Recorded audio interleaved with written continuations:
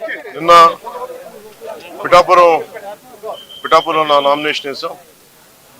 అలాగే ఈ రోజున జనసేన, భారతీయ జనతా పార్టీ, తెలుగుదేశం కూటమి ఉమ్మడి అభ్యర్థిగా జనసేన పార్టీ గ్లాస్ గుర్తు మీద శ్రీ తంగెళ్ళ ఉదయ్ శ్రీనివాస్ ఈ రోజున నామినేషన్ వేయడం జరిగింది. ఇది పాపులర్గా ఆయన టీ టైం ఉదయ్ అంటారు ఆయన. సో అదే రిక్వెస్ట్ చేసాం ఎలక్షన్ కమిషన్ కూడా, టీ టైం ఉదయ్గా ఏమాత్రం పాసిబిలిటీ ఉన్నా దాన్ని బ్యాలెట్ పత్రంలో చేయమని. రూల్ ఒక 56 పేజ్లో ఒక రూల్ ఉంది. సో దాని ప్రకారం చేసుకోవచ్చు. అది కూడా వాళ్ళు కన్సిడర్ చేశారు. ఈ ఎన్నికలు చాలా రాష్ట్రానికి చాలా కీలకమైనవి. వచ్చే ఎన్నిక ఒక 5 సంవత్సరాల కోసం కాదు, ఒక తరం కోసం. ముఖ్యంగా ఓఎన్జీసీ, రిలయన్స్, అలాగే రకరకాల పరిశ్రమలు, కాకినాడ SEZలు, అలాగే ఇంత అపారమైన తీర సంపద ఉన్న ప్రాంతం, విపరీతమైన మత్స్య సంపద ఉన్న ప్రాంతం, ఇలాంటి చోట్ల అనేక సమస్యలు ఉన్నాయి. ఈ ప్రాంతంలో కాకినాడ పార్లమెంట్ అభ్యర్థిగా శ్రీ తంగెళ్ళ ఉదయ్ శ్రీనివాస్ గారు గెలుపు చాలా చాలా కీలకం. అలాగే కొండబాబు గారి గెలుపు కూడా కాకినాడ అర్బన్కి తెలుగుదేశం పార్టీ మీద చాలా చాలా కీలకం. కాకినాడలో రౌడీజం ఎక్కువైపోయింది, గాంజా క్యాపిటల్ అయిపోయింది.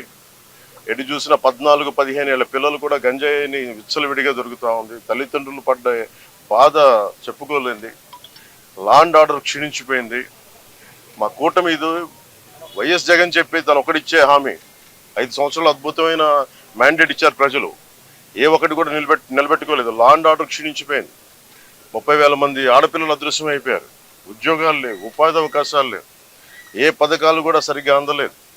ఇలాంటి సమయంలో ఒకళ్ళు కాదు, ముగ్గురం కల్పిస్తున్నాం. ఎందుకంటే 5 కోట్ల మంది ప్రజలకి ఒక పార్టీ కాదు 3 పార్టీలు కలిసి ఈ రోజున మేము ఒక బలమైన కూటమిగా 2014 ఎలాంటి కూటమిగా ఏర్పడ్డాము. అలాగే ఉభయ గోదావరి జిల్లాలో కూడా, ముఖ్యంగా ఉభయ గోదావరి జిల్లాల్లో జనసేన, భారతీయ జనతా పార్టీ, తెలుగుదేశం కూటమి స్వీప్ చేయబోతుంది. నిన్న చెప్పాను, మనది జంతు ప్రపంచం కాదు, మానవ ప్రపంచం. కాకినాడ పార్లమెంట్ సంబంధించి 7 నియోజకవర్గాల్లో మీ ప్రభావం ఎలా ఉంటది?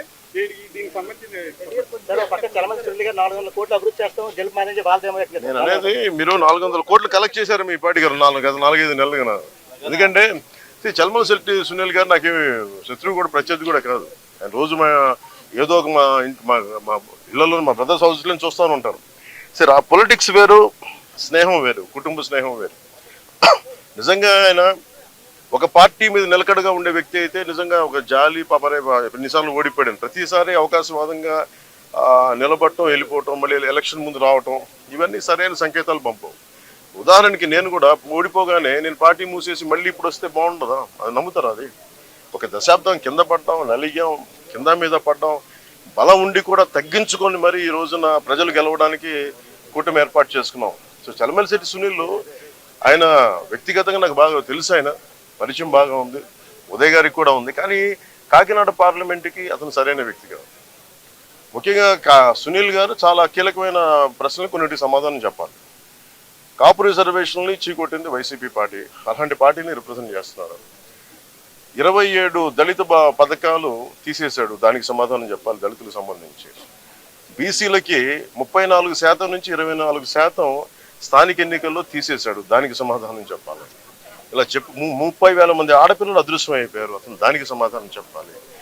ఏ సమాధానం చెప్పకుండా కూర్చోబెట్టి నేను వచ్చేసాను, నాకు ఓటేయండి, డబ్బులు ఎక్కువైపోయినాయి, 400 కోట్లు ఖర్చు పెడతాం, 200 కోట్లు ఖర్చు పెడతాం, ఓటుకి 10,000 ఇస్తాం, లేదంటే నాయకుల్ని 10 లక్షలు పెట్టి కొనేస్తాం అంటే వెళ్ళే నాయకులు ఎవరైనా సరే వాళ్ళకి 10 మంది ఓటర్లు కూడా లేరు. అలాంటి వాళ్ళు కొనుక్కున్నారు.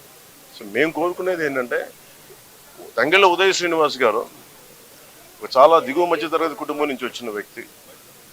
ముఖ్యంగా ఇంజనీరింగ్ చేసిన తర్వాత తన స్వయం శక్తితోటి టీ టైం అనే కాఫీ డే చూసాం, లేదంటే స్టార్ బక్స్ చూసాం, లేదంటే బరిస్టా కాఫీ చూసాం. ఇలాంటివన్నీ టీ లీఫ్ అని మన విదేశాల్లో ఉండే ఈ బ్రాంచెస్కి వెళ్ళిపోయింది. అలాంటి ఫ్రాంచైజ్ మనకు అందుబాటులో ఉండేది తను ఒకటి ఎదుగుదల అంటే యోయోలాగా ఒక కాన్సెప్ట్ క్రియేట్ చేస్తే కొన్ని 10,000 మంది బతకాలి, కోట్లాది సంపాదన రావాలి. సంపాదన అంతా ఒకటి దగ్గర కేంద్రీకృతమై అది అభివృద్ధి అనుకుంటే ఎట్లా? బట్ టీ టైం ఉదయ్ చేసింది, తంగెళ్ళ ఉదయ్ శ్రీనివాస్ చేసింది ఏంటంటే, ఒక టీ టైం అనే కాన్సెప్ట్ పెట్టి మన టీ పొడి తయారు చేసుకొని ఇక్కడ డార్జిలింగ్కి వెళ్ళి కింద పడి మీద పడి రకరకాల మిక్చర్స్ కలుపుకొని ఏటీ బాగుంటుంది రీసెర్చ్ చేసి ఒక 2-3 సంవత్సరాలు ఒక చిన్న షాపు స్టార్ట్ చేసి అది అందరికీ ఆమోదయోగ్యమైన తర్వాత మేము ఇంకో షాప్ పెట్టుకుంటాం. అలాగలాగా దినదిన ప్రవర్ధమానమై ఈ రోజున వేలాది బ్రాంచ్లు అయిపోయింది భారతదేశం అంతా. తను ఒక్కడే ఎదగడం కాదు, ప్రతి బ్రాంచ్ వల్ల దాదాపు 25,000 మందికి ఈ రోజున ఉపాధి అవకాశాలు లభించింది. అలాగే 8 నుంచి 11,000 మంది ఆడపిల్లలకి వాళ్ళ కాళ్ళ మీద వాళ్ళు నిలబడగలిగే టీ టైమ్ సంపాదన పడలేదు. సో దీన్ని బట్టి మీరు అర్థం చేసుకోండి, రేపు పొద్దున ఎక్కడికి వెళ్ళాలనుకున్నా ఉప్పాడ చీరలు కానీ ఇదేదైనా బ్రాండింగ్ చేయగలడు, తనకున్న ఎబిలిటీ బ్రాండింగ్ చేయగలడు.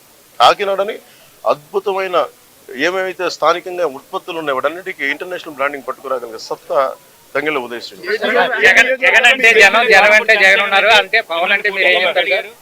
నేను అలాంటి సినిమాలు నేను డైలాగులు చెప్తాను. నేను వస్తే సింగిల్గా వస్తాం, నేను అలా నేను చెప్పను. నేను 10 సంవత్సరాలు నిలబడతానంటే మాట్లాడను, నిలబడి చూపిస్తాను. అలాగే ఓటు చేయలేనివ్వను అంటే నేనేం మాట్లాడను, నిలబడి చూపిస్తాం.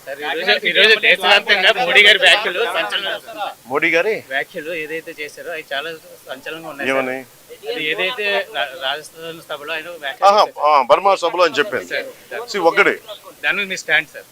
అదే చెప్తున్నాను కదా, జగన్ జైలుకి వెళ్ళడం అది మోడీ గారి గ్యారంటీ. అది బర్మా సభలో రాజస్థాన్లో చెప్పారు. ఎవరైనా సరే కరప్షన్ చేసిన వాళ్ళు ఎవరైనా సరే జైలుకి వెళ్ళడం తప్పదు. ముఖ్యంగా 30 కేసులు పైన ఈ రోజున ఆయన కూర్చోబెట్టి ఆయన 30 కేసులు పెట్టుకుని బెయిల్ మీద తిరుగుతున్న వ్యక్తి ముఖ్యమంత్రి అయ్యాడు. ఇది మారాల్సిన సమయం, ముఖ్యంగా మనం మారాల్సిన సమయం అది. మనం కనుక కూర్చోబెట్టి కులమనో మతమనో వర్గమనో ఇలాంటి ఆలోచనలతో వెళ్తే మన భవిష్యత్తు నాశనం అయిపోతుంది. అందుకని కూటమి విజయం కలిగి ఆ కూటమి ఆ మార్పు తీసుకొస్తుంది. జయం కలిగి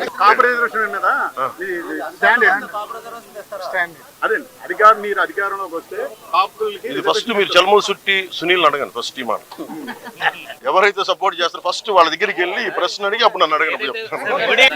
సీట్లు తగ్గించుకోవడం 21 సీట్లు తగ్గించుకున్నారు. ఆయన 10 స్థానాలకే ఆయన గెలుపు ఆల్రెడీ డిసైడ్ అయిపోయిందని సజ్జలు కామెంట్ చేస్తున్నారు. వచ్చే గెలుపు సజ్జలు చంద్రబాబు చెప్పారు కదండి, బ్రోకర్ మాటలు ఏం పట్టించుకుంటాం. Thank you.